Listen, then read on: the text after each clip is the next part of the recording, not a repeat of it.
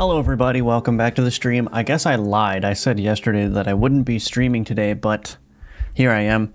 I've got somewhere to be at noon, which is in 3 hours. Is that right? 3 hours? Yeah.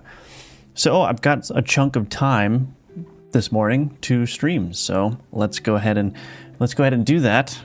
I don't know what we'll be working on yet, so I'm very well organized this morning. But before I get into it, I want to remind everyone that Gunforged is available for purchase. Somebody, I don't know who it was, left the review that I needed to get to 50. So I've got 50 reviews now, which means that Gunforged is now very positive. So that's great. So thank you to whoever did that if you're watching, and thank you to everyone who has purchased. Very much appreciate that. If you're interested in purchasing it, you can use the link in the description below. It's currently $8.99, and it's on sale if you get it as part of a bundle. So yeah, you can do that. What else? Oh, I also have my Udemy course available for purchase. So if you want to learn how to build a complete survivor style game in Godot 4, you can pick this course up. It's got 3,000 ratings, 18,000 students. So it's, I think you'll enjoy it. So definitely check that out. That's also linked below. And let's go ahead and get started. Hello, Adam. Welcome back. Good to see you again. Jesse, nice to see you streaming today. Going for a donut. Want any? I would love one. Yeah, can you get me just like a glazed donut, please? Thanks. Got some chocolate pudding I can share. No, keep your chocolate pudding, Brekek. We're going for the donuts this morning. No, welcome back. Good to see you. Hello, Solo Leveling. Good to see you again. Saturday cozy stream. Yes, indeed. All my streams are cozy, but it's extra cozy, I guess, because it's Saturday and it's raining. That's why my video is so dark. There's not much light outside itself. So, okay. So, I spent the evening yesterday. I did a big refactor. So I moved all of the card mouse events into, I'm not finished with it, I guess. I moved all the card mouse events into this card mouse events manager. So now the cards don't handle mouse events themselves. And the reason I did this is because I'm going to probably need more sophisticated sort of mouse handling, and there's going to need to be more context available as to like which cards are being selected. And it's just hard to have each individual card maintain that kind of game state. So I created this little manager here. This is what's actually responsible for listening to mouse events with respect to cards. And I still think I need to do one thing, which is that the cards are not being locked on combat start and combat end. So if I go into the game and I actually go into a combat, I bet you I'd be able to move cards when I shouldn't be able to. So let's see. Let's just get to some combat here real quick. Kerblam. So if I click begin, yeah, I can just drag this over. It just breaks.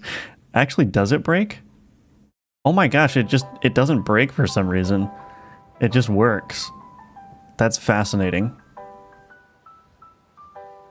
Wow. Okay, well, anyway, that shouldn't be happening. So we're gonna fix that. So what I'm gonna do is I'm just going to, what do I want to do? So on combat started, so I just need to fill out these methods here. So on combat started, I should still be able to move around the inventory, I think. I just shouldn't be able to. Let's see. Board. Do I have locks in here? Add input lock. Where is this happening? Add input lock. So I'm probably going to need to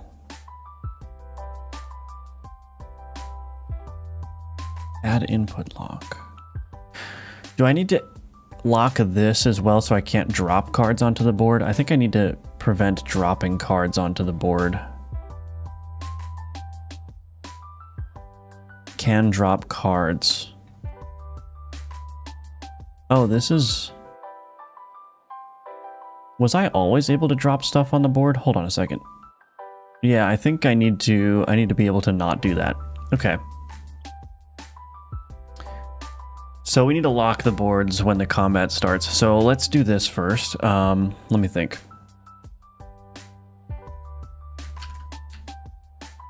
I think what I'll do is I'll just get... It's going to be a little bit messy, but I'm going to do var player board is equal to this dot get board manager dot get player board. Var opponent board is equal to get opponent board of the player board. Player board dot add input locks. What? Oh, am I not allowed to do an input lock here? Oh, it's a private. Okay, so... Oh, do I just set can drop cards? Hold on, maybe this is set somewhere.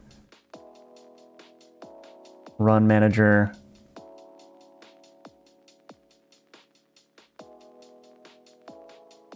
Yeah, that must have been a long-standing bug. Oh well, dark and raining here too. Yeah, I like when it rains, it's nice. It's evening and raining here too. Well, everywhere, it must be a global rain event here. Anyway. So let's just do the easy thing first, which is I'm going to do board inventory component dot get cards on board. Var player cards is equal to this, and we'll do nullable var enemy cards is equal to opponent board, get cards on board. Okay, then we're going to do add drag locks. Player cards. Remove, add drag locks. Enemy cards. Oh, this needs to be... No, that should work. Why is this not working?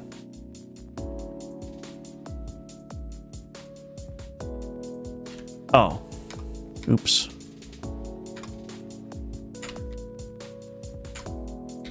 Okay, so we're going to add drag locks there.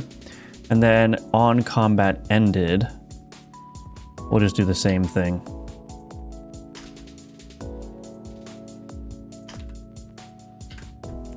Remove drag locks.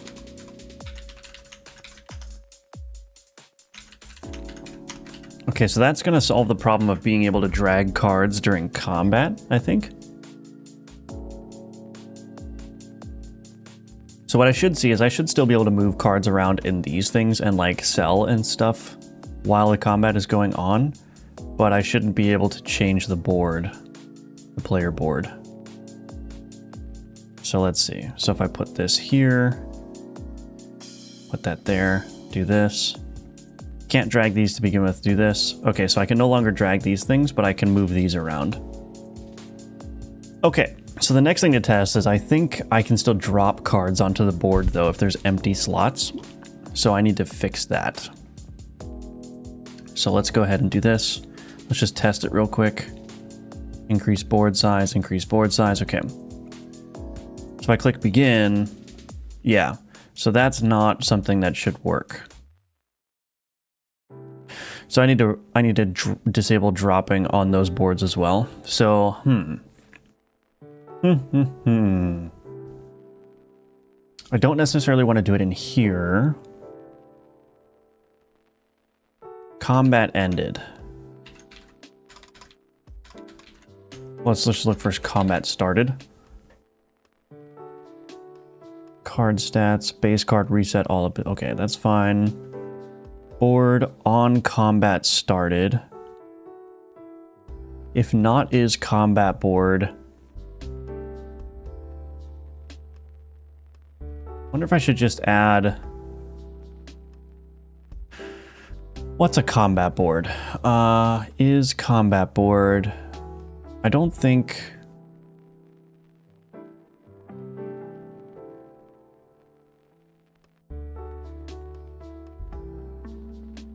So I might just be able to use that. So I might just be able to go in here. On combat started, add input lock. So we can't drop anything. And then private void on combat ended. We can remove input lock. If is a combat board. Okay, so let's go all the way up here. Combat ended. On combat ended. Global rain event, yeah. Yes, indeed. All right, so that might just be all I need to do here, and then I don't need to do anything more complex than that.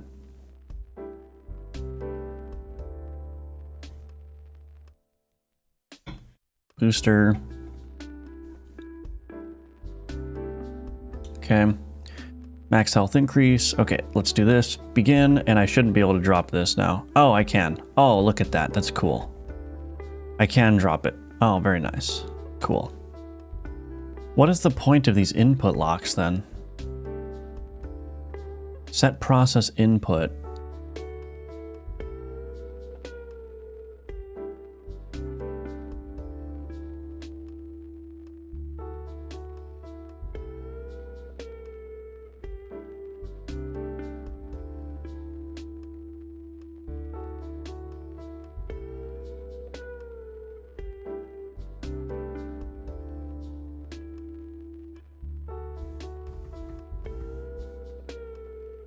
Add drag locks for board. Oh,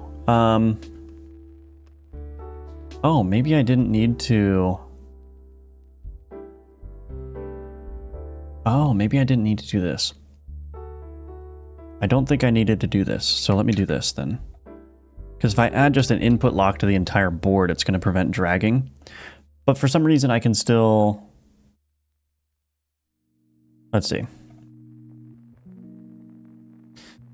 For some reason, I can still bring things over.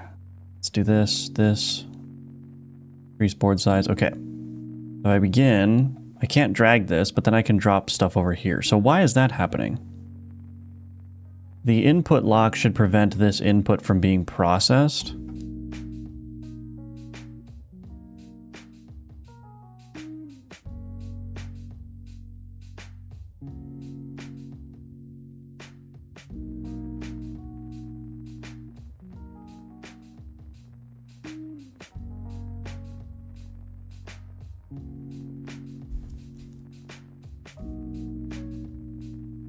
I'm just going to comment this out. I wonder if the drag and drop is being handled elsewhere and that's why it's not working.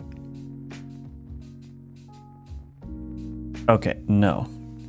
So that's fine. So why is this set process input?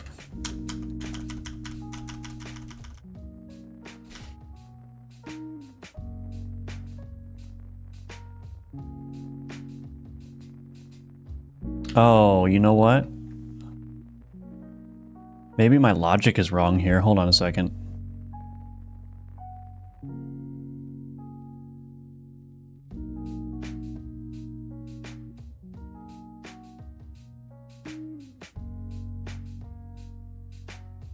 Oh, this can drop cards is wrong.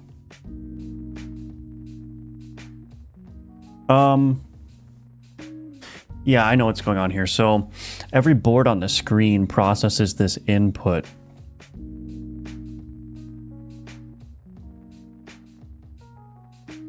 Which is kind of confusing. So I've got like 5 boards on the screen that are all processing this input.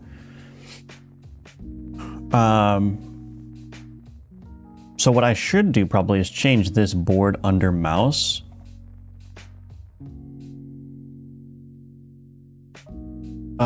Do I want to do that? I think what I want to do in here is this is confusing. Why am I doing this?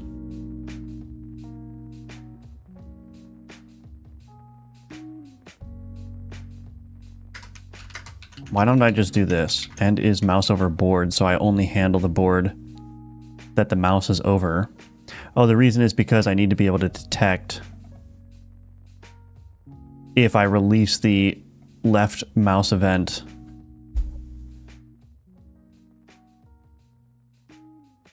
If I release the left mouse event, see, maybe I don't need this. Maybe I don't handle that case. I only handle the case where the mouse is over the board. So I can get rid of this. So I can just do try drop card here. And we don't need this.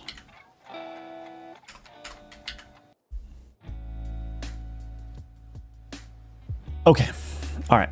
Maybe that will work, but now I wonder if that reset position, if I drop it into the void, like if I just drag this off. Yeah, so that doesn't get reset. What I'll probably do though, is I should handle that. I should handle that in the card mouse events manager, I think here. If this action release, end drag, maybe this should be end drag true. Yeah, I think that's right. So that's going to reset the position. So this action click left, unhandled input happens after input. So if a board has already handled this action click left, then this won't take effect. Okay, I think this will work. This is a lot more sensible now. Hello, Arion. Or, not Arion. That's a different person. Hello, Niren. Welcome. Hello, Snupbill. Thank you for the IDR 10,000 again. Very much appreciate it. Thank you, thank you. And there's the Yummers message that we all love and know. Thank you, Snupbill. Always good to have you here. Welcome, welcome. Alchemize cards. Zoop.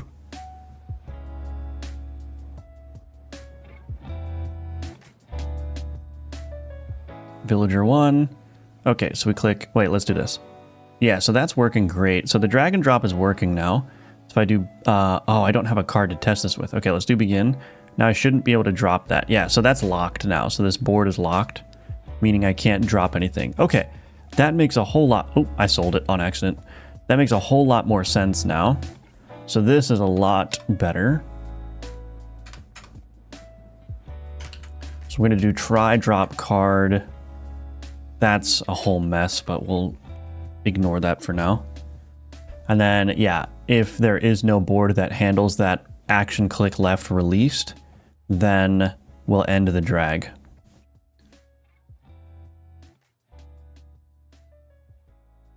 All right. Cool. So all that's fixed. So then also, I didn't need these things down here because that's automatically handled by the board. So the board locks all of its cards as well as itself when combat starts. And the board knows better than this class knows which boards are combat boards that need to be locked. So that is looking much better. Okay. Very nice. Fix various board lock issues. Okay, great. That's working good. So this is done. So that was my attempt at fixing a bunch of input related bugs. I think it's good now.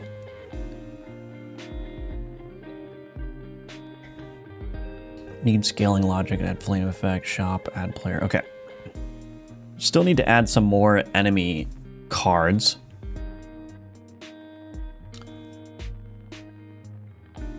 Yeah, Arion or Arian is somebody that comes to the stream very frequently. Maybe he'll even show up today. Who knows? Anyway, yeah, sorry, I just got the name confused. So what do I want to do? So we need more enemy cards for sure. There needs to be more enemy variety. I do want to work on crit chance though. I think that would be really cool. I'm trying to think. How would I do that?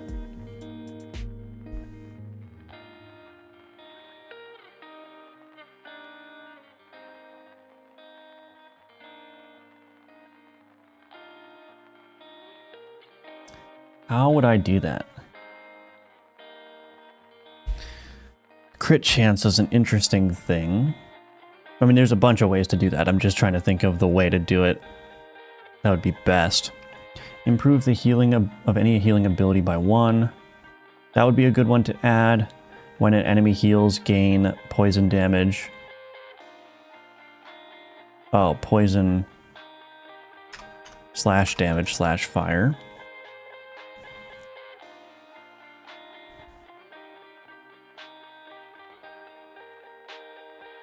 That would be an interesting one, but I need to start building out some enemy stuff. I need to start building out some enemy stuff. So let's see, an inn would be cool to do like a little building that's like a 2x2 or something. I want to make big cards too, like 3x3 cards. I think that would be super cool. A windmill. Ooh, a windmill. Foot soldier, trebuchet, shield. Oh, I was going to do like a ballista. Because the interesting thing about the ballista is I could make it like a T shape, like a horizontal T shape. Which would be really cool. I haven't done a whole lot of work with like oddly shaped cards, but I want to. So I think the only thing that has an odd shape is the alembic, which is like, it's like a 2x2 chunk, but with the top right corner empty. So it's more like an L shape. Should also check out people's names. No, that's all right. Hello, Craig. Always good to see you. Welcome back. So anyway, what do we want to work on? There's so many good options. A crozier would be an easy one to do. Barkeep, wench. I don't think wench is the PC term, but this is fine. Beer mug, bar stool, anvil, road sign, lamb jester. A lamb would be fun. I think a ballista would be fun. Horse. I shouldn't put myself through the drawing of a horse. An ox. You know, I'm thinking too that, well, that would kind of mess with this. I'm thinking like, I don't have to, what I've been doing is I've been drawing like the entirety of the thing inside of the portrait. But what I could do for like an ox is I could just draw the head and fit that in the portrait. But I don't know if that would like ruin the stuff that I've got going on here. You know what I mean? I don't have to draw the entirety of the creature inside of the boundaries. I can draw like a portion of it. But I don't know if I can start doing that yet. Paladin, Friar, Inn. Kind of want to do a windmill.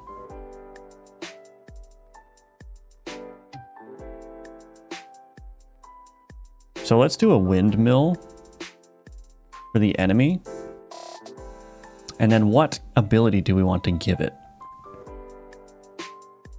What would a windmill do?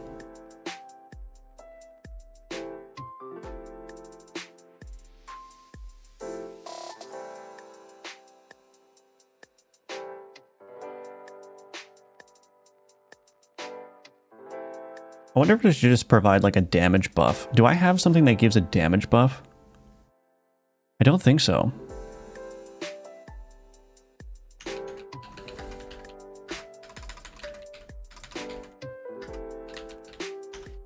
I have cards which like are the axe, which deals double damage if there's an adjacent minion, but I don't have a card that like gives damage to others. So that's going to be interesting, I think. So let's do that. So it'll be a windmill that will provide a damage buff to any enemy that's beside it.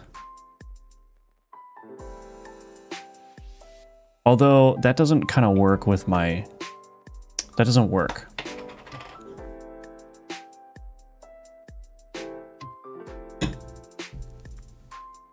It needs to be...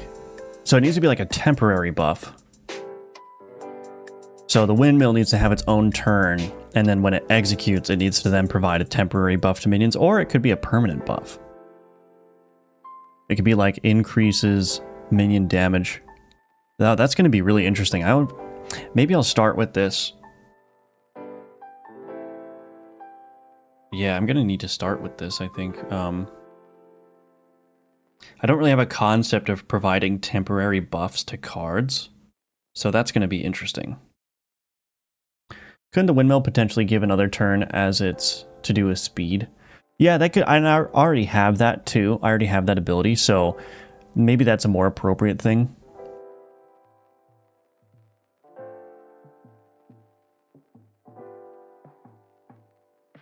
Yeah, maybe that's a more appropriate thing. Anyway, let's go ahead and start drawing it, and then I'll figure out what ability to give it. Open file, background 2x2. We're actually going to save this right now. New folder, windmill. Windmill.ping. I'm going to make it a 2x2. Load default palette. All right, so let's start with Let's do this.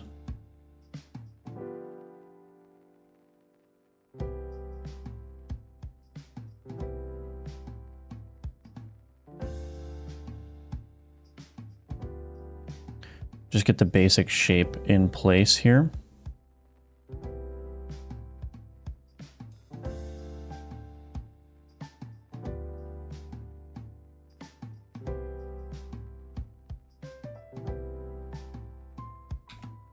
That doesn't look right. Oh, I also did this wrong.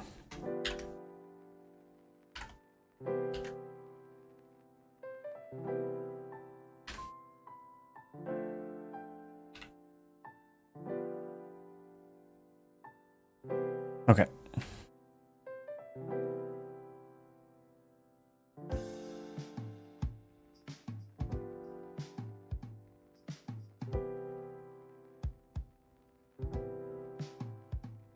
Be something like that.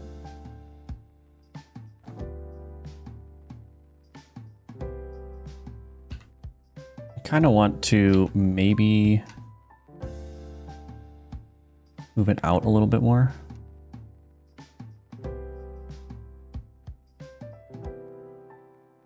That might look better. Let's see.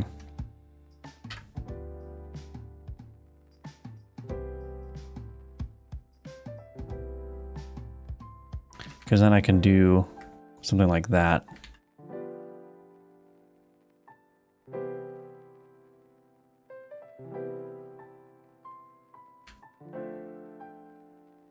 Okay.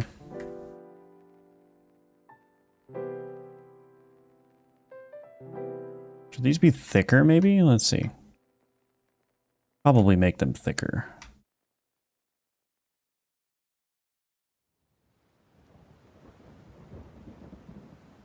Is that what a windmill looks like? Windmill. Oh yeah, it's fine. It gives the impression of a windmill. I could, I guess, make it look like it's got the fans there, I guess. Looks fine, honestly. This part up here is just like the spire or whatever. I'll figure out what to do with that in a second, I guess.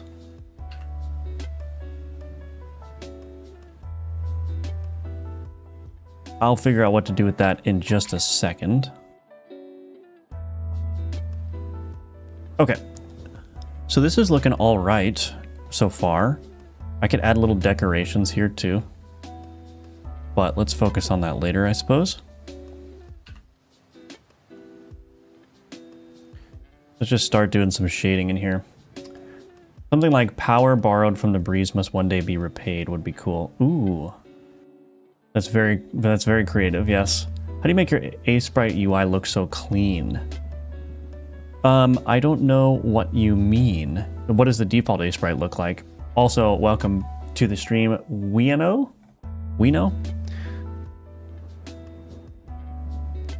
Yeah, I'm not sure exactly what the default A-Sprite looks like.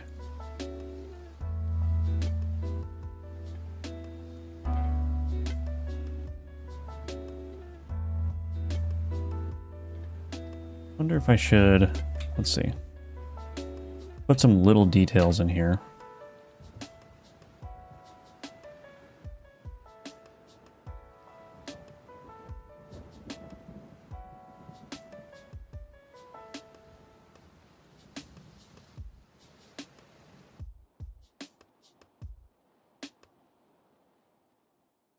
Thinking maybe like a door or something. That could work.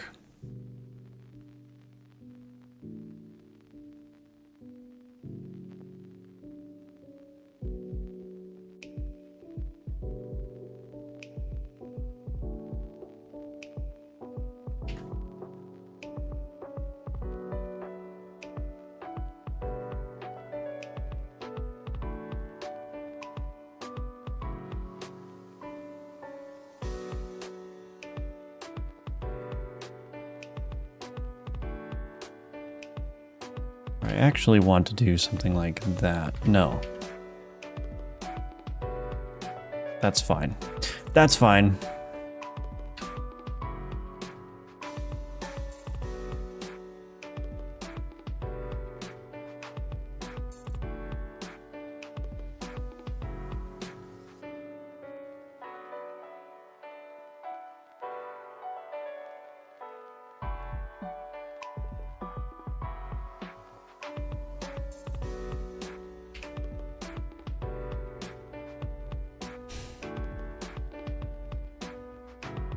Okay. Actually, I think I probably need some... I feel like I need some oranges in here, actually. Maybe I should make this orange instead.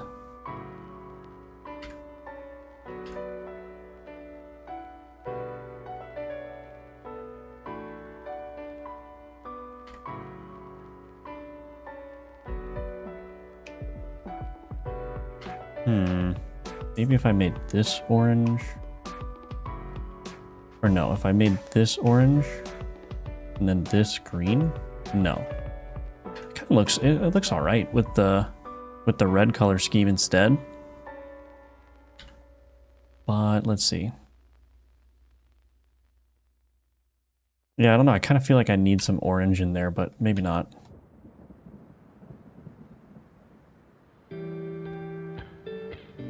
Well, we'll just go back to where it was for now. I'll play with the colors in a second here. Hello, Bastion. Welcome back. I think HTTP in relation to dark mode being enabled. Oh, dark mode, yeah. Dark mode does look good. Default is whitish. Oh, yeah, yeah. If you're just looking for dark mode, it's in the preferences somewhere. And yeah, the limited color palette too, I'm sure helps with the impression of it being clean. I'm sure that's the case as well. Okay, so it's a decent looking windmill, I think. Oops. It's a decent looking windmill. That looks a little bit better. Does there need to be... I don't have any room to fit anything there anyway, so it's fine. That kind of looks good, though. Doesn't have to be perfect. Although, I do think that maybe I need...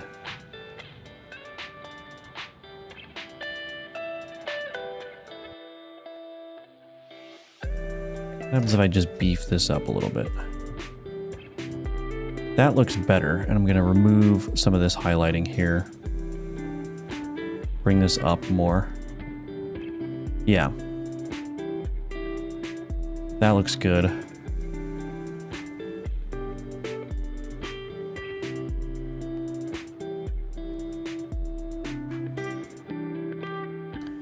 This door...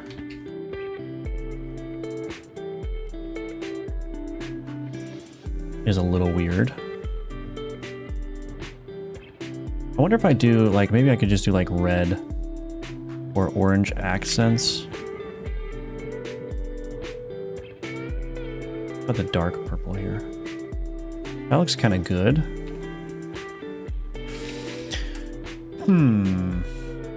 I think maybe... Yeah, I don't know. Let's see.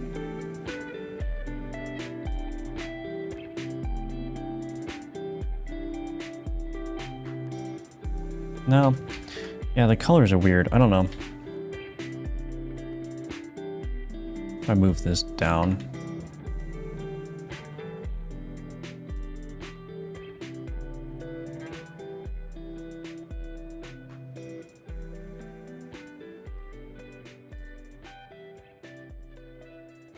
Yeah, it's a little bit... It's a little bit weird. I don't know. I don't know. That looks kind of good, though.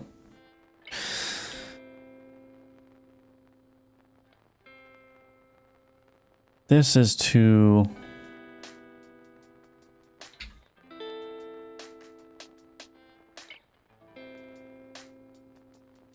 It's too uniform over on that side. But I guess that was a problem that I had for a long time, so whatever. So whatever.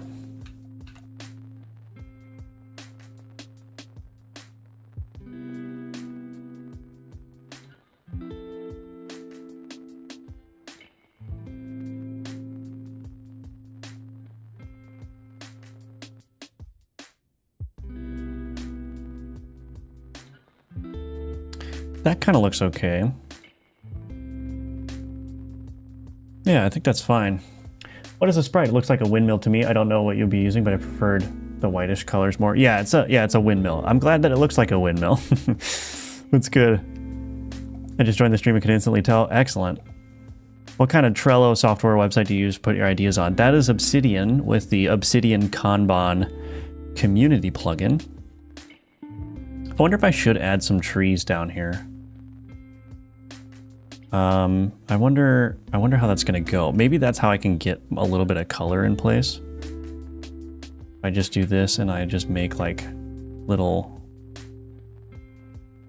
trees, little bushes here.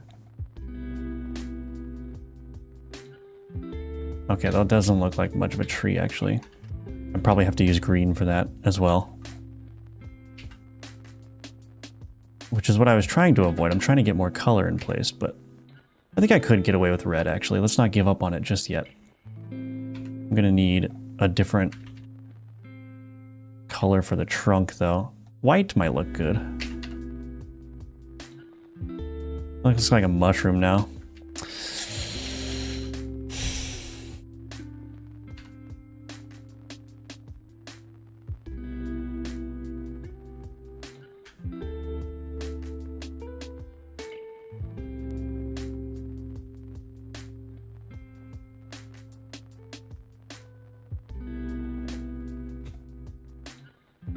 I'm just playing around. I'm not really trying to do much here.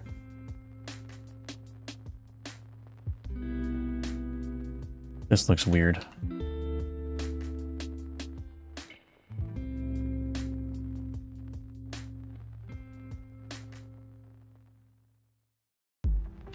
We're in extreme small pixel territory now.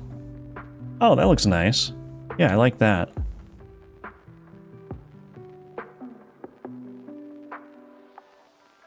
Oh, that looks pretty good, actually. Look at that. I'm just gonna be a little bit lazy. Oh, that's the wrong type of flip. Do this.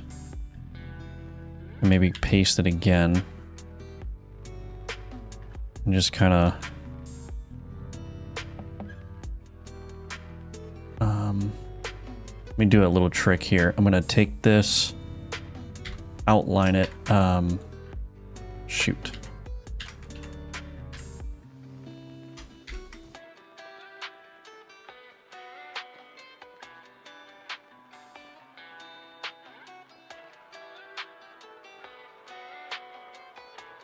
It looks too similar, I guess.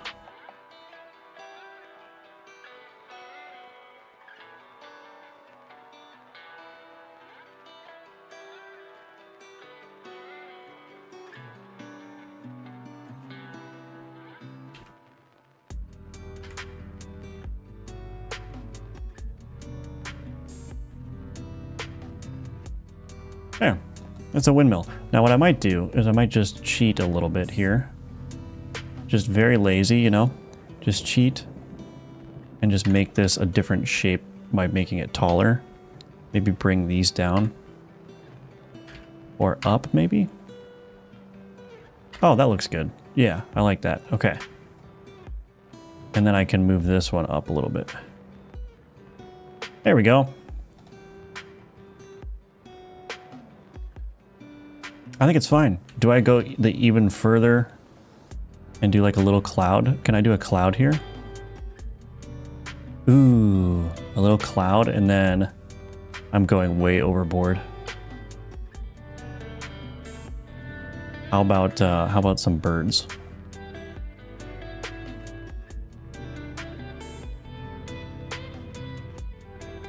Does that look like a bird? I don't think so.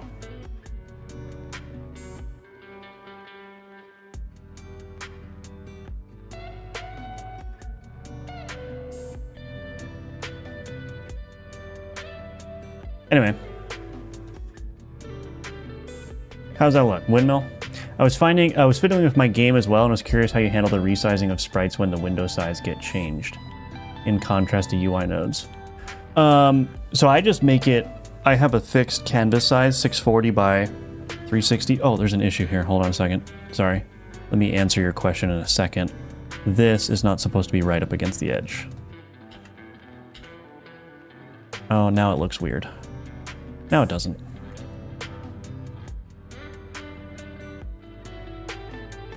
Yeah, so I have a standard. Oh, there's an issue here too. Where the heck did these issues come from? Oh no, it's not. Never mind. Never mind.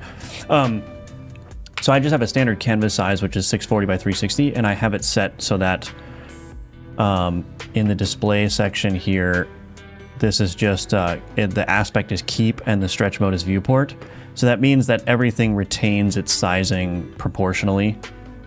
So like you're going to see the same amount of screen no matter what the window size is. So you can see like everything is proportional, right? So it's basically like you can imagine it rendering to an image that's 640 by 360 and then stretching that image to fit the window. So that's what I do. The problem here is that it doesn't make pixel perfect scaling because you need to have integer power of 2 values for the window size. So you can enforce integer scaling. Typically though, it's like if you're at a high enough resolution, you can't really tell. Like you can't tell that this is not pixel perfect unless you look really closely and you go, oh, there's one fewer pixel over here. But that's how I do it. And so yeah, you can keep like the aspect ratio, and even if you are not rendering like a pixel perfect game, you can just say, here's the aspect ratio I want to keep, and then the window size will be managed for you. In the case of something like, what I would do is if I was making like a vector art based game where I'm not doing pixel perfect stuff, what I would do is I would probably just go into display window here. I would find a window height that feels good, and then I would set this to keep height. And that allows me to maintain the proportional consistency, like in terms of the height value, but then it can be as wide as you want. So that means that like if you have an ultra wide monitor, for instance, it will just like fill the entire ultra wide. But you definitely want to use either keep width or keep height or keep as the aspect there, because that will keep everything proportional to how you designed it, right? And then as the resolution increases or the window size increases, that proportionality will be preserved. Hopefully that helps.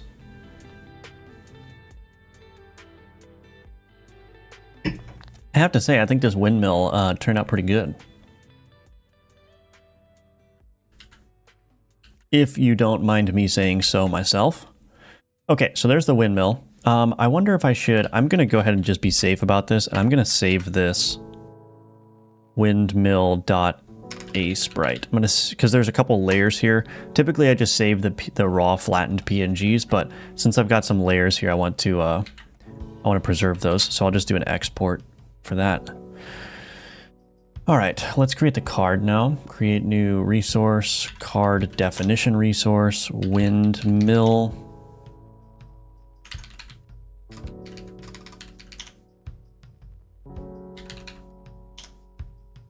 It's a 2x2. We'll give it a 7 turn cooldown. Is enemy? Yes. We're gonna say not flippable. Tags. Oh, what kind of tag would this have? Interesting. Do I need to add another tag here?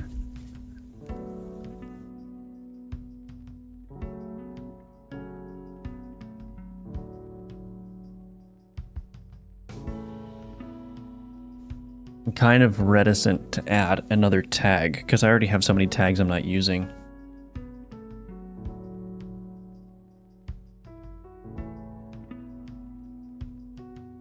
I'll leave it as no tags for now. I'll figure that out later. Anywho. So now we need to give this a add windmill art and resource. Now we need to give this a script. I switched to Copilot here, so let's see if this works. Can I create a new chat? Yeah, okay. Create a new script extending at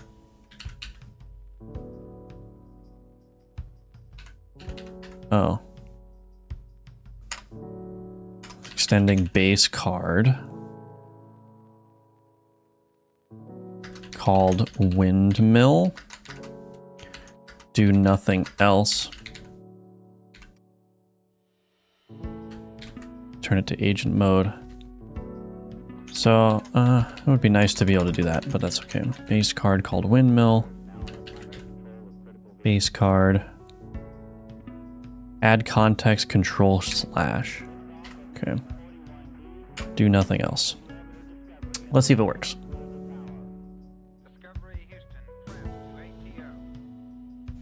Scripts data card. Perfect. Good work. So what are we going to do with the windmill? Oh, yeah, we're going to see... I wanted to maybe give it a damage buff to minions, but maybe... I think Craig suggested just giving it like the speed bonus. Tag adjacent speed. An environment tag. Yeah, environment might be good, yeah. I just realized I've never seen you work in 3D. Do you like just not use 3D? Yeah, I don't do any 3D work. That's a skill set I have not yet developed. This could be a window to another environment cards. Yeah.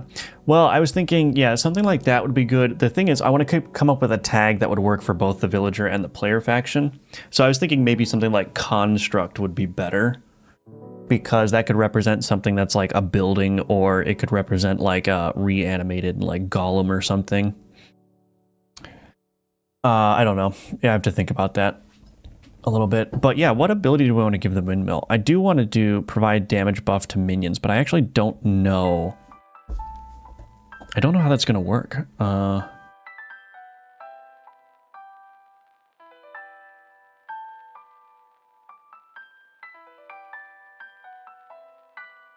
How is that going to work?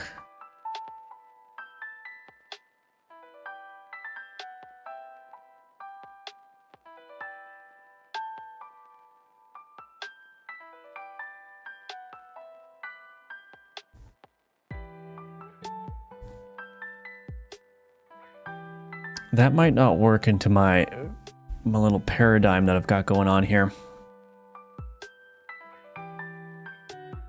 Maybe I don't need to build a new ability. Maybe I should just use the adjacent speed or whatever.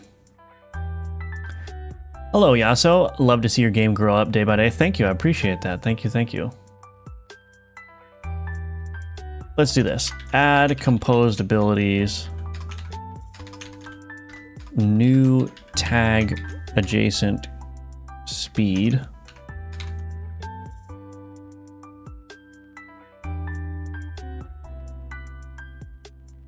We'll just do that for now.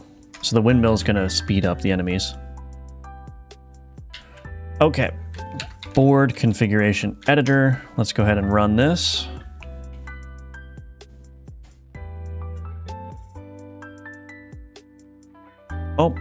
Oh, right. I don't think I updated this screen with my changes. Okay. I can't click this either. All right. Oh, shoot.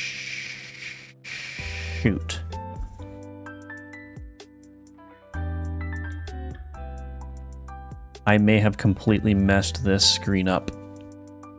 That's okay. It's just a tool screen. So we'll have to fix that actually. So before we actually test if this worked, add windmill script. Why the switch to Copilot? The main reason was C# dev kit doesn't work in Cursor anymore, and the alternatives for like C# autocomplete and IntelliSense were just so painfully slow that I couldn't deal with it anymore. C# dev kit is very, very fast. It's very responsive. And with Copilot Agent, there's the big thing that Copilot was missing, which was the agent mode, is here. So the other benefit is that it's cheaper than Cursor, but we'll see. I mean, I'm kind of evaluating it right now. I'll go back to Cursor if I really miss it, but I don't really use the AI agents much more, or for much more than doing basic rote tasks and also just like having the chat context here. But we'll see. And I can also switch models here, so I can use Claude 3.7 Sonnet if I want to. So yeah, keep. All right, so we need to actually fix this board configuration editor here because it's broken.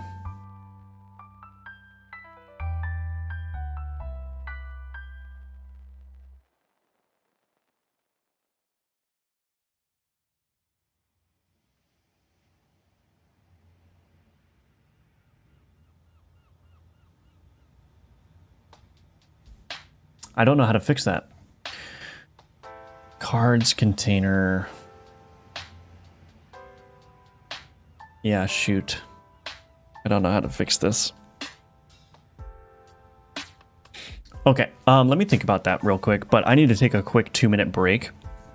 And when I come back, I will, we'll go ahead and fix this board configuration editor. This is the tool that I use to design all the encounters. And so I just want to, I need to be able to put the windmill inside of an encounter so that we can actually fight against it. But yeah, I don't have that capability yet because I broke this screen, so we're gonna fix this. But yeah, you can see these are all the enemy cards here. So we got like a villager, arming sword. So yeah, all the player cards are gonna be themed around like necromancy, alchemy, that kind of thing. And then all of the enemy faction, the villager, they're gonna be themed around you know, just like medieval peasant stuff. So that's what we're doing, but I need to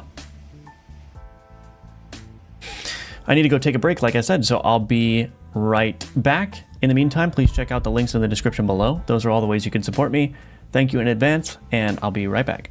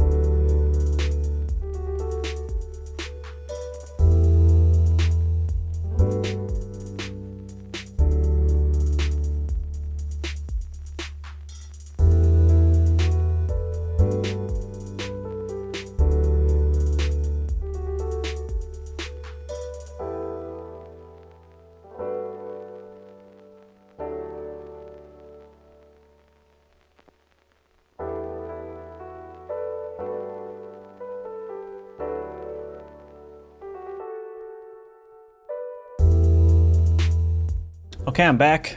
Thank you for your patience. I had the stretch mode set wrongly. Thanks for the hint. You're welcome. You are welcome. All right, so I got myself into a little bit of a pickle because I rewrote all of the card drag and drop logic to require grids, basically like board grids. But this board configuration editor actually uses like a card container for the drag and drop. So let me think about this. Is there a clever way that I can fix this? Card container, add card.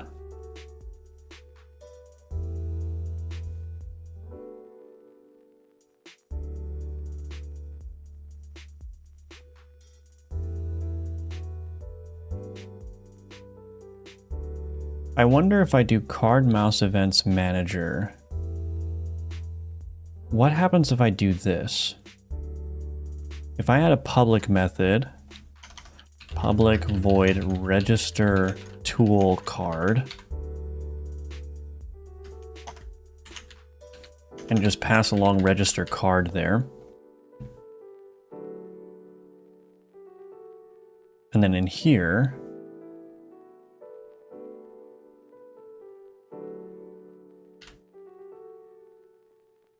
this, so let's do this. Var card mouse events manager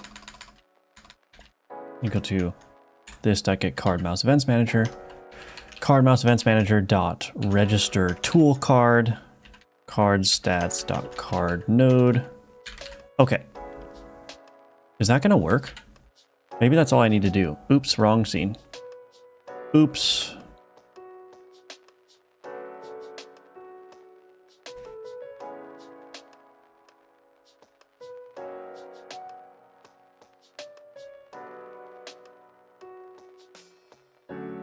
Okay, I need to register that card as well. So...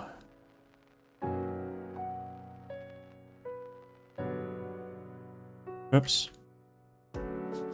Oops.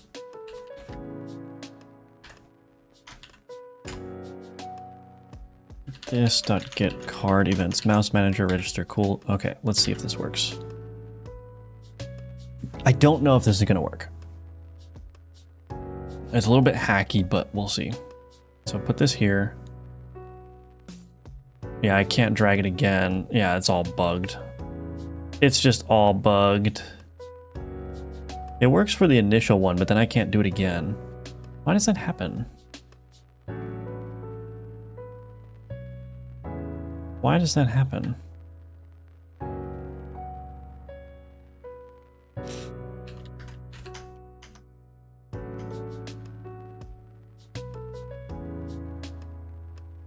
Oh, this needs to be new card stats. That would be why that's happening.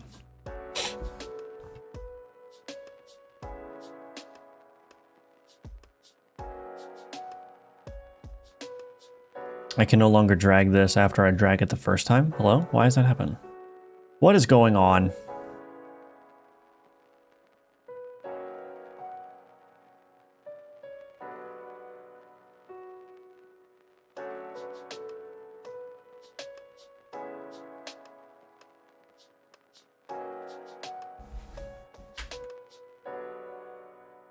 Why is that happening?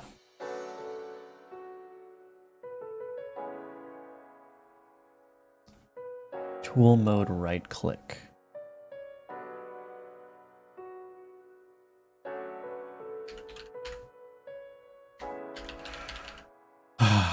Let's see. I think I need to get rid of this.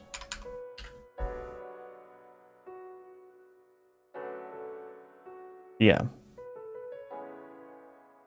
Card mouse events manager dot tool mode right click plus equals on card tool mode right click.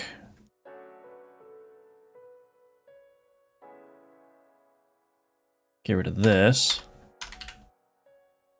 I don't think that's going to help, but let's see. Hello, DTRL. First time here, you got pulled up on the side when I replayed The Last of Us 2. Vibes, awesome. Well, welcome. Good to have you here. Welcome, welcome. Is this working now? The right click doesn't work. Oh, does it work? Oh, that works there. I can delete these. Oh, that's not good. What is going on? I don't understand. I broke my tool script.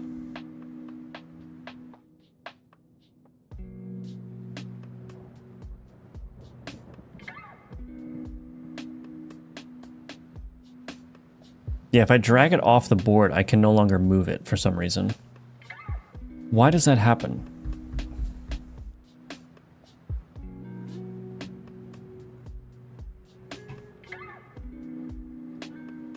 Oh, maybe it's something to do with this. Hold on, let me think.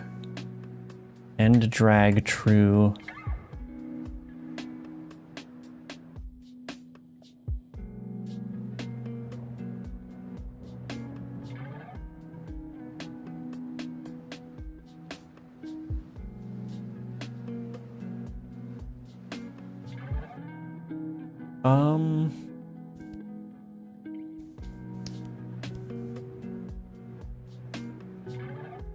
I don't even know where to begin.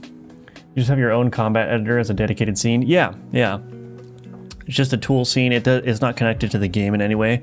I have to run the scene as a standalone, and then I can just change my board configurations up here. So if I want to do a different board size, I can do that. That breaks though. That's not good. But yeah, I can do that. And then I can add a name to it. I can load up configurations that I've done before. So there's the boss. There's the, whatever. So yeah, all the configurations are in here. And yeah, they just get loaded as JSON, and I can click new if I want to do a new one, all that good stuff. And then I can just drag cards over and create the board. Why is this not working though? I don't understand. Did I configure it right? Windmill. It's 2x2. Why is it not working? Oh, goodness.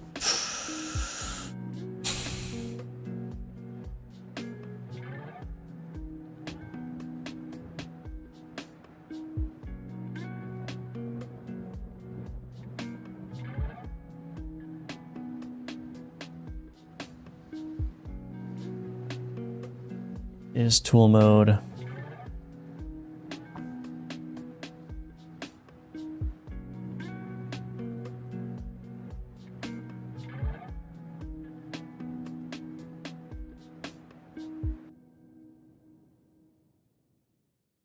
Let's try let's debug a little bit here. So I'm going to drag this over, drag this off, and I can no longer drag that. So let's go ahead and attach now.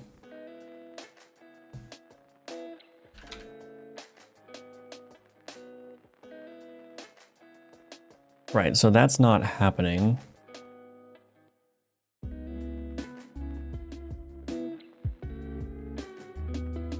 That's not happening either.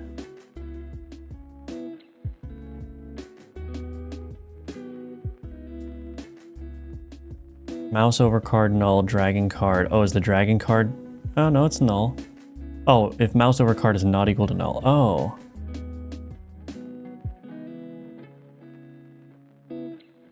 One, two, so there's 7 entries in there. Oh. So maybe it's, oops. I think what's happening maybe is that, let's see, 1, 2, 3, 4, 5, 6, 7. Yeah, this card is being removed from the all cards when it gets dropped off the board for some reason. Why is that happening? That's not good. Does that happen in the normal game?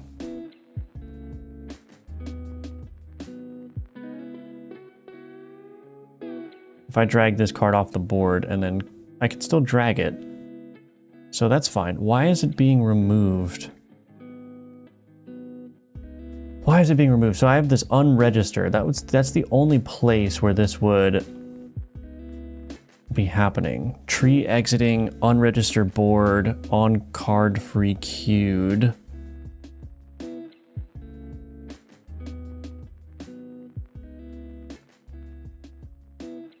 Is this unregistered card?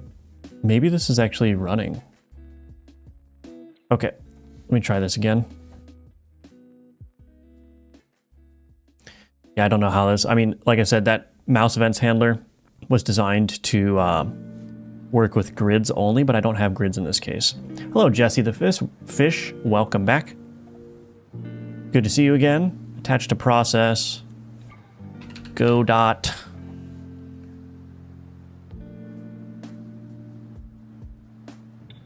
So what card is it unregistering?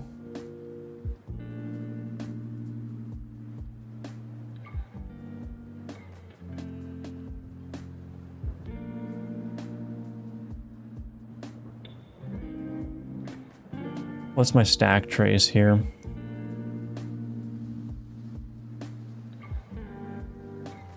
Add as child.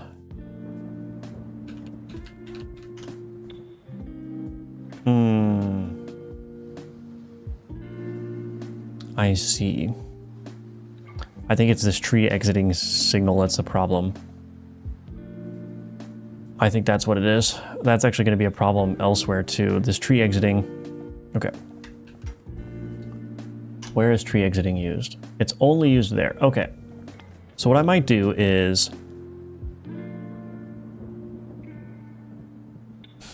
let's see. Tree exiting. Notification pre-delete.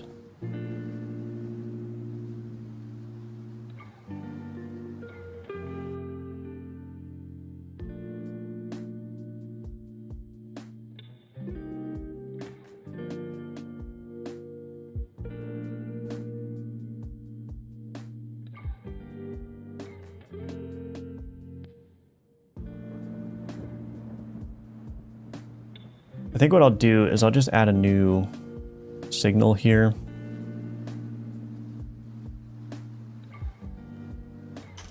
It's not ideal, but signal public delegate void pre-delete event handler.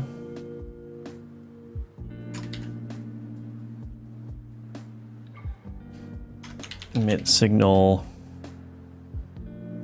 pre-delete. Then in here, in this card mouse events manager, signal name, this would be card.signalName.preDelete. I think that will fix it. I'm gonna actually put a print in here because I just want to see if it works. gd.print pre-delete. Okay. I think that might do it. So put this here, boom, boom, boom, boom. You can delete that there.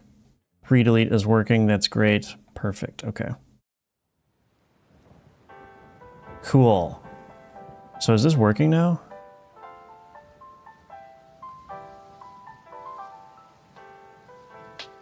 Although when I delete it, it doesn't update the hover state. That's all right. Is it all right?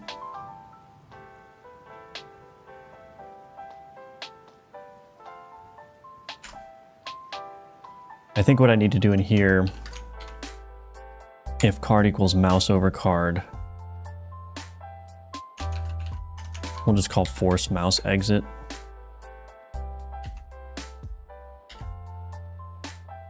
I think that's gonna do it. Oh man, these tool scripts. I feel my inspiration stirring in my brain as I listen along. I have no experience, but want to start somewhere. Well, Godot is a good place to start. I mean, I guess it depends on if you have a programming experience or not, but okay, that did not work. Cool.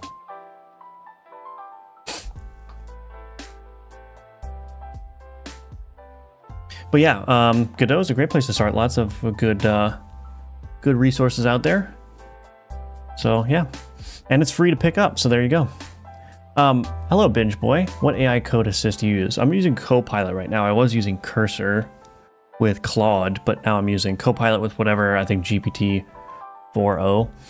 Why is this not working now, though? This is tricky.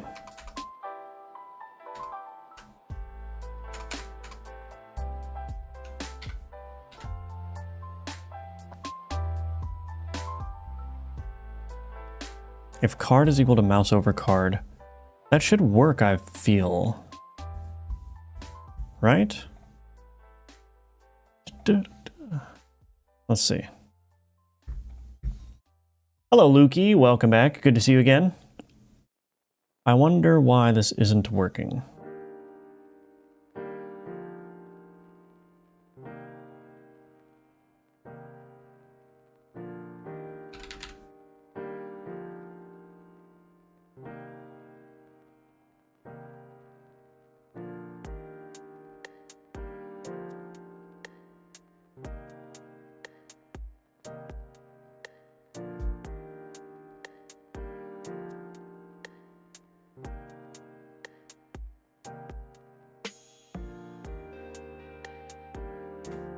Oh, maybe. Hold on.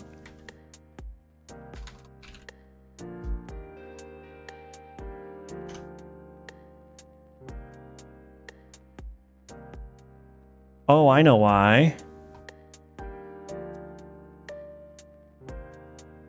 Do I know why? Board manager. Oh, wait a minute. Yeah, I think I know why. This board manager here. Right, okay, I think I know it. Node, private board manager, board manager.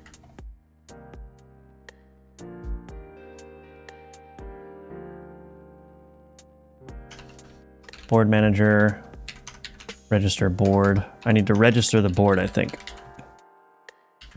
Kind of concerning that it was working without registering the board. I thought that wouldn't be the case, but I guess it is the case.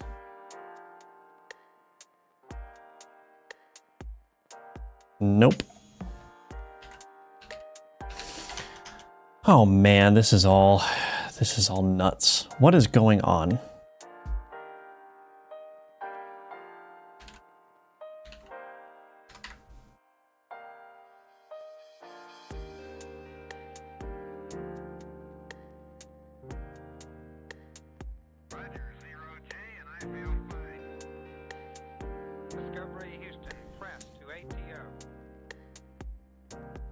I don't have any errors, do I?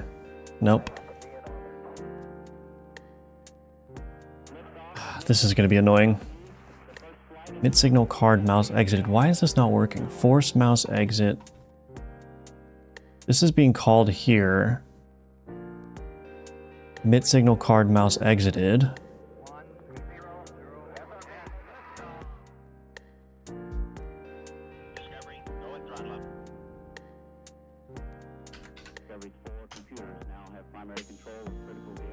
The only thing I can think of is maybe this isn't ready. Print card. No, this is definitely working. No, it's definitely working. So it's just not emitting that mouse exit signal for some reason, I don't think. Oops. The problem is the highlight is getting stuck here. So if I do this and I do this, that highlight works when I mouse in and mouse over, but when I delete it, it don't work. So what in the heck, you know? I wonder if it's...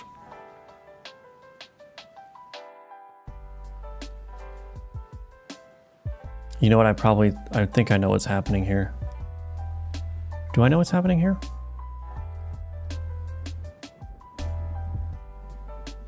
Oh, maybe not. Oh yeah, maybe not. Shoot.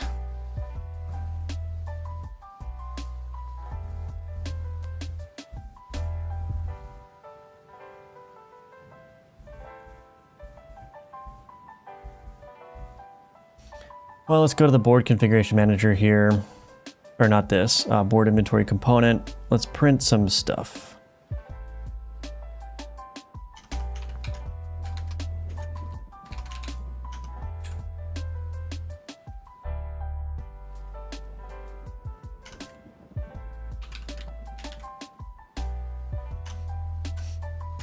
It might be the case that... Oh yeah, you know what's happening? Oh shoot.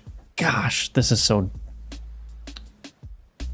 I think I know what's happening. That exited signal is never being handled because the card's probably been removed from the board already. Okay. Windmill, windmill, windmill. Yeah, that mouse exit is never being fired. Probably this is being fired though, and it's just that the cards on board doesn't contain that thing anymore.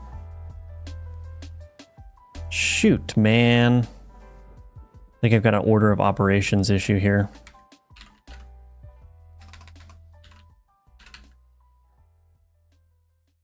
What am I doing? Tool mode, right click. Remove card from board. Yeah.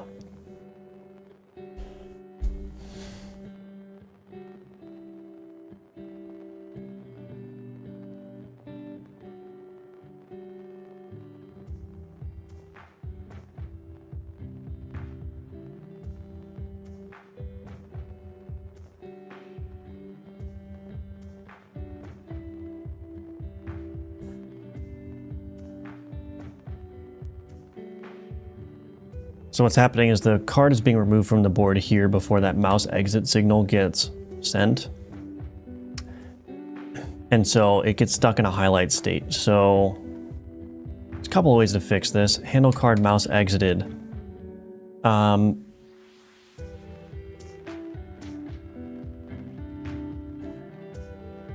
one thing that I could do in here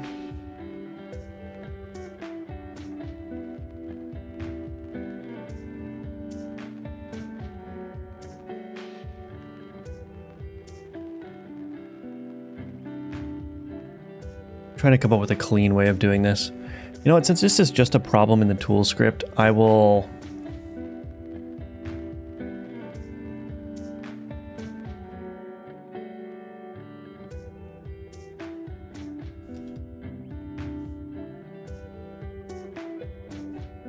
actually, you know what I should do? Board cards.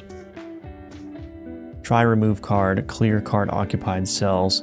I should probably just try to remove that highlighting for that card. Currently highlighted cards, try to get value. So I basically need to do this. So what I'll do, I'll just add a force flag.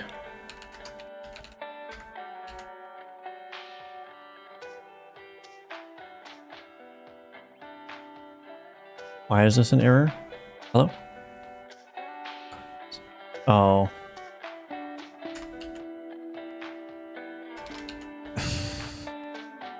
Why is this public? Why is this public?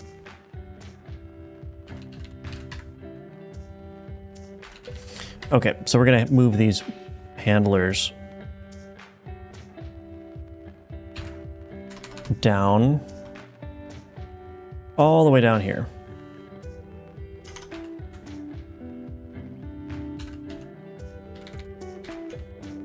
On card mouse entered. On card mouse exited. Private void clear card highlights.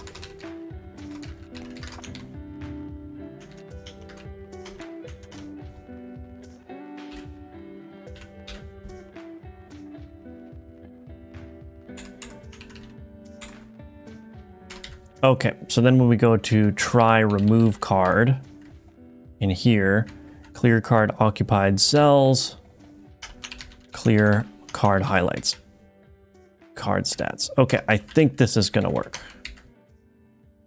So we'll just force clear whatever highlights the card is responsible for when the card gets removed from the board. So let's see if this works now. Boom, boom. Hey, it works. Very nice. Okay. So it was kind of a minor issue for the tool script, but the reason I want to get that situated is because there's a very real possibility that that will become a bug later on in the real game. And so getting that under control while I'm sort of in that code, I think is a good idea. So anyway, that was a lot of effort for just that, but it's fixed now. Okay. So now we can actually do some things. Let's do level 1 windmill villager dog. I still don't know what to call these, but we'll save this. So now I should have that level 1 villager windmill dog. Yeah. Let's create a new one. Let's do 3x2. Apply dimensions. We'll do just a villager and a windmill. Level 1 villager windmill. Save. Let's load the boss now. And let's figure out, let's put a windmill in here. Like so. We're gonna get rid of that extra arming sword because it's a little bit tricky. Okay, save that. So now let's just make sure that that saved. I don't think any of the save should have broken. Yeah, okay. Cool, so now we got the windmill in here. Okay, all right. Goodness gracious. So these configurations are just saved as JSON here. So it's just a JSON string. That's all. It's very easy.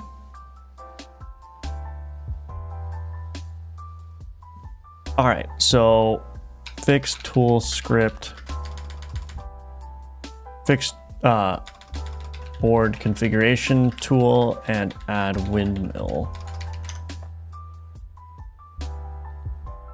All right, let's go ahead and play and see what happens. How long have you been doing game dev for? Did you start with any skills already under your belt or from scratch? So I started like making games when I was like 14. I'm 30 now, so 16 years ago. And I did start from scratch because I was just a kid basically. But, you know, just watching YouTube and playing around with Game Maker and stuff, you know, I gradually built up the skill. It takes a lot. If you're starting with nothing, if you don't have any programming knowledge, if you don't have any game development knowledge, then it is quite a steep learning curve for sure. So you're gonna have to probably spend a good chunk of time, like on the order of years, before you get comfortable with it. But yeah, you know, I will say that there's a lot more good available resources now than there were that long ago. And the game engines are much more mature now as well. So like they're much more, I think, beginner friendly in a lot of cases.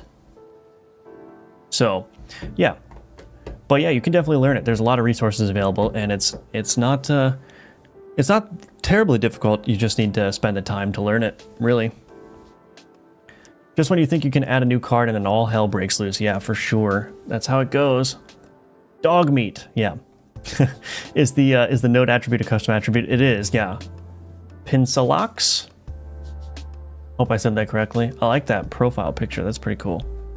Yeah, that node attribute is basically, it's a source generator attribute that basically tells the source generator to generate code in this wire nodes function. Oh, I chose the wrong one. Let's see.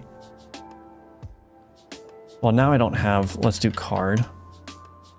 So no, this is a generated method, this wire nodes. And basically it just finds all the members with the node attribute here, and it generates a get node call with the name of the node being the name of the member, but then it tries various different things. So it tries just the Pascal case, and then it tries percent Pascal case, and then it tries snake case, then percent snake case, and then it tries a bunch of different things as well. And then it goes to a more sophisticated node finding if none of these work. But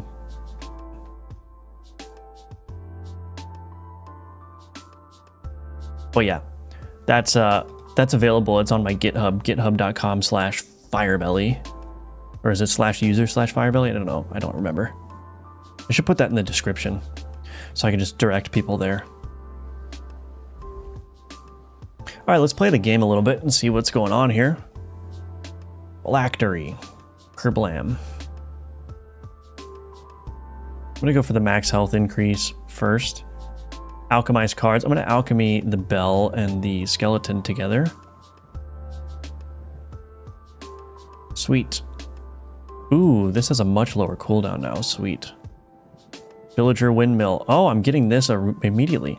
Reduces the remaining turns of adjacent minion cards by 1. Look at that. So that's working. Begin. Oh my gosh, wait. Am I just going to be able to reset him every time? Wow, this is an instant win. Oh, wait, maybe not. Oh, the windmill, though. It's fine. Actually, that bell... Oh, that...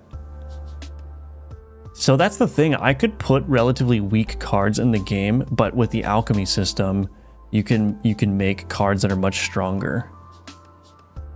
Ritual cards. Are these all ritual? Oh, they are. Let's take that and booster. Do I want to do a booster? Yeah, let's do some more cards. Let's do minion. Ooh, slime. I love the slime. It's one of my favorites actually now. Alchemize cards. Let's alchemize this and this. Apply 2 poison, double the poison applied if an adjacent card applies poison. That'll be good. Let's try dog villager.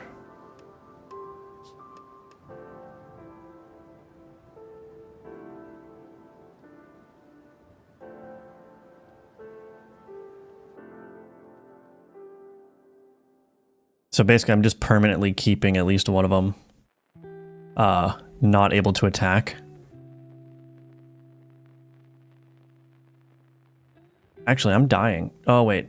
No, the necrosis might kick in here. Come on, necrosis, save me. Yes.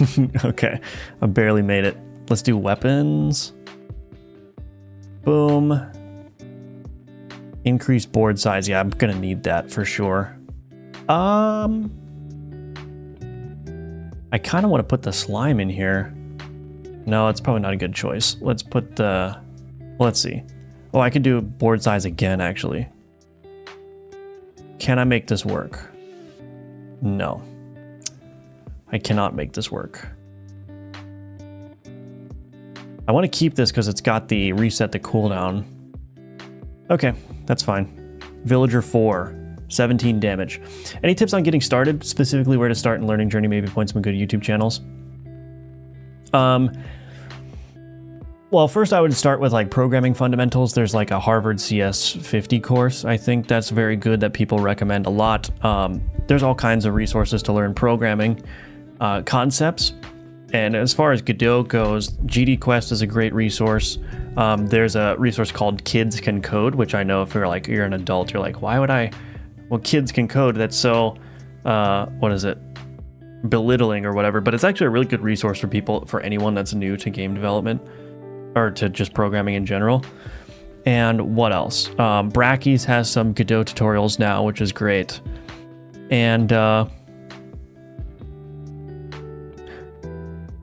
yeah, I would recommend reading the Godot documentation, but if you're not an already technically oriented person, meaning that you don't already have programming experience, then I don't know if reading the documentation would be that helpful yet. But that's something you could do. There are useful written tutorials in the documentation, so you could take a look at that as well. Brackeys, how do you spell that? It's Brackeys. I just put it in the chat. Be back in a bit. All right, see you soon, Jesse. Does the bell work now? Yeah, the bell works. There was a bug that I did some reworking of some logic, some query logic, and it broke the bell, but it was a simple enough fix. Hello, or Binge Boy, I already said hello to you. I like your stream. Been watching a couple weeks now. Well, thank you. I appreciate that. Thank you. Thank you.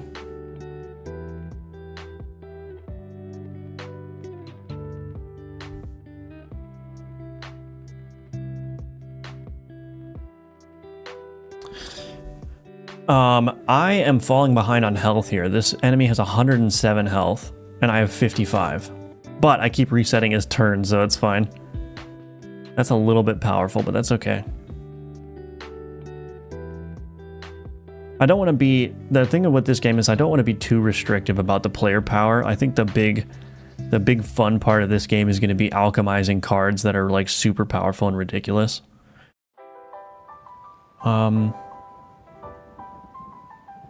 If I take this, can I upgrade a card? Add enchantment. Increase, let's do increase board size. I still can't fit the freaking slime on here. Add enchantment to card. I need the max health increase. I'm going to be applying a lot of poison here though. So we got a windmill and dog tier 3. Okay. I gotta mess with this algorithm too. So what it does is it chooses a random board configuration of the configurations that I showed you, but then depending on how far along you are in the game, it will randomly upgrade cards X amount of times. So it can generate, based on just a very basic vanilla configuration, it can generate like a tier 3 dog, for instance. So that's one of the ways that I'm getting the difficulty in place.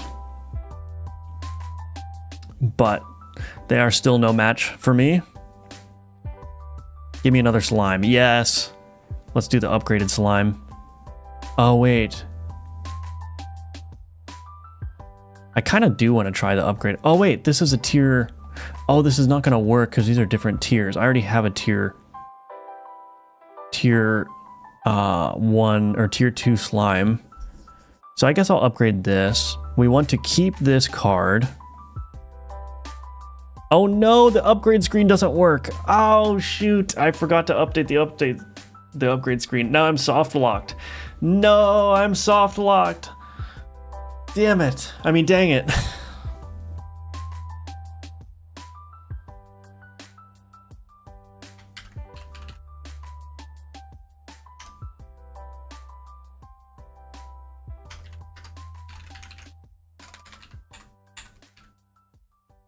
I forgot to register these boards. This was intentional though, like I want, because the board manager is very important, I made it so that now boards will not function unless they're registered with the board manager.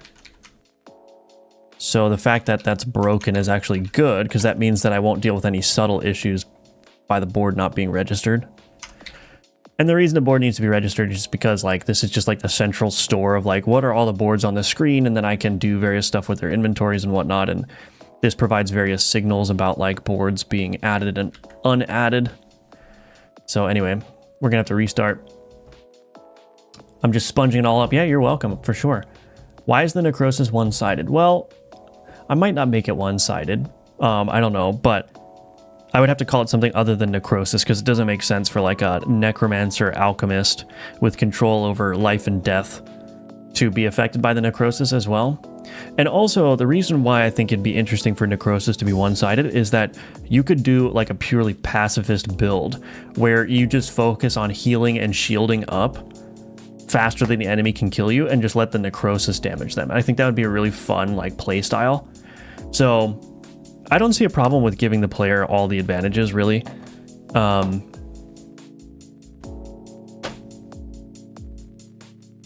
think that just makes it less of, well, I don't know how to phrase it, but I think, yeah, it's something I have to play with for sure, but it's not yet a problem. I think it's actually pretty cool the way it works now.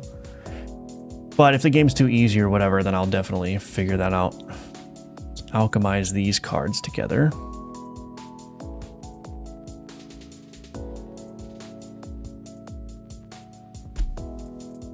Reset the cooldown of one minion card with the least turns remaining. So these are all basically the same.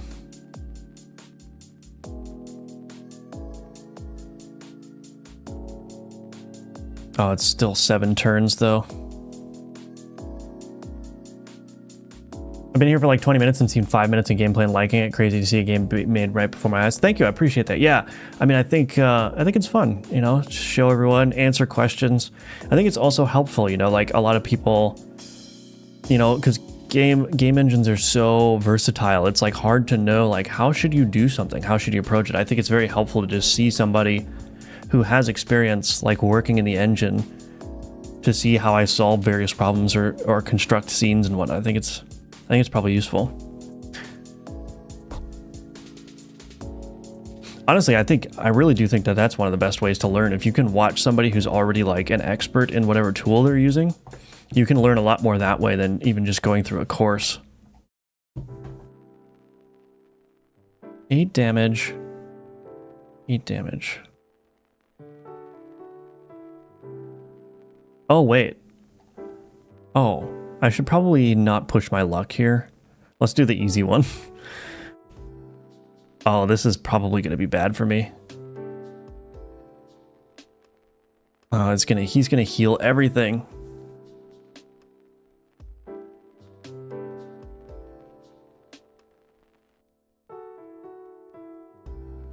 Oh, I missed that there's a windmill now. Yeah, we actually did that just on this stream, as a matter of fact.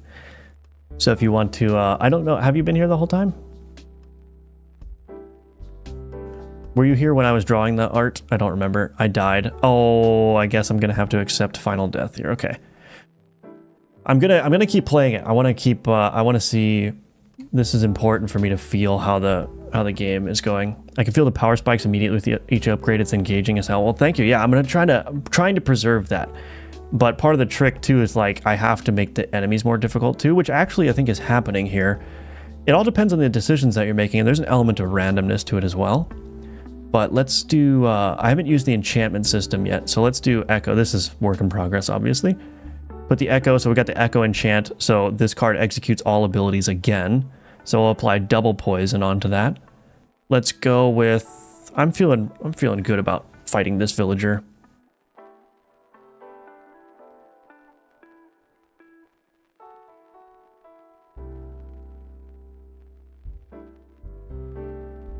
I do want to add the speed controls here too, probably put them down here so that you can So I want to either do like a really slow speed, so if you like watching the battles play out, you can do that. And of course have like 3 different speed variables, like you double it a couple times. And then I want to also add an auto resolve button here as well.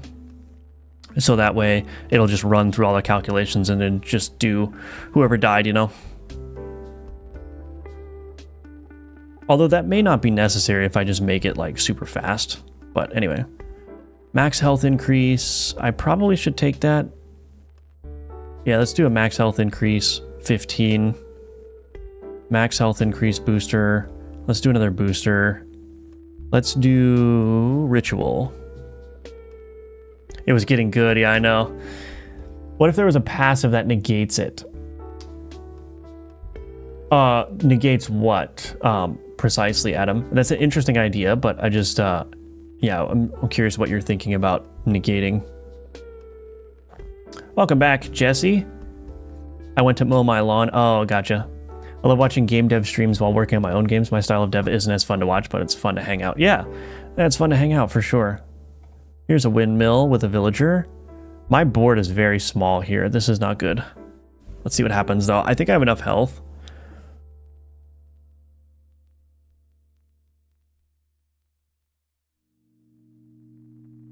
I should be fine, actually. Yeah, I should be fine. He's dealing 10 damage, which just kind of hurts, but I think the necrosis will kick in here too soon.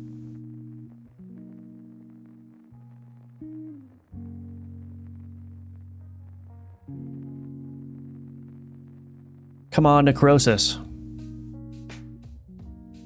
Okay. Didn't kick in, but that's fine. Weapon cards. That's not a weapon. I gotta fix that bug too. Increased board size. Thank you. That's what I needed. Oh, I could do another increased board size. Yes. Okay, here we go. Viper and this. Massive power spike here. Let's fight these guys. The windmill turned out so good. I like it.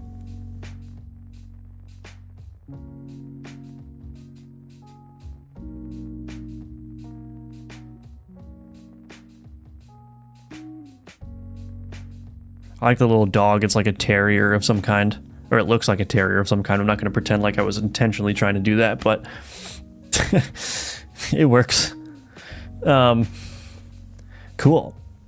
So double the poison applied of an adjacent. Yeah, so that's working. So this is applying 4 poison per turn, and this is applying 3 poison per turn.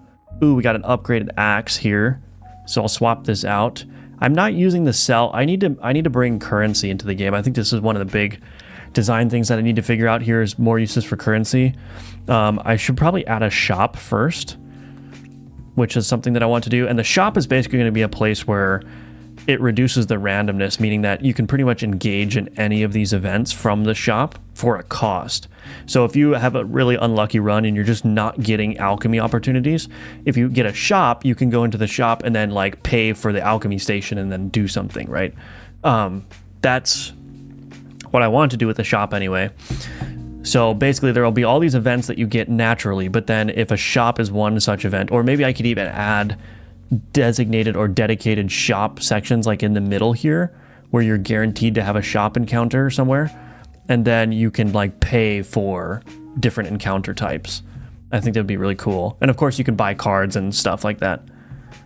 So anyway, but I can sell things down here and that just frees up my inventory and I get blood for that. Let's increase the board size again. Okay, let's do some alchemy. It's going to be a little bit risky. Ooh, this would actually be really nasty if this works for me. No, it didn't work. I was hoping that it would spit out a dagger because the dagger has a turn cooldown of 2. So every 2 turns it executes. So if I got that with the poison applied and resetting the cooldown, I would basically just be suppressing things all the time. But unfortunately, that didn't work. And so now I'm stuck with this bell, which is 7 turns. That's okay though. We'll just, it's still, wait a second. Yeah, these still have echo though, so that's good at least. So put that down so we get the benefit from that. Arming sword, villager arming sword, torch, villager arming sword 3. I don't know if I'm gonna, let's try it. Let's try it. Actually, Shoot, this might have been a bad idea. Let's see though.